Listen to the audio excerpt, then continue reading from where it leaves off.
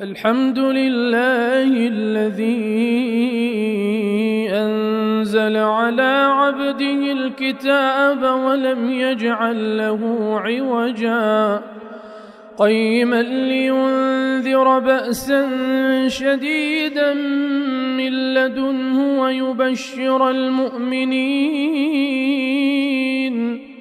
ويبشر المؤمنين الذين يعملون الصالحات أن لهم أجرا حسنا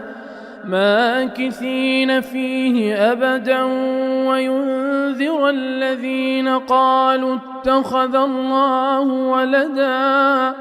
ما لهم به من علم ولا لآبائهم كبرت كلمة تخرج من أفواههم إن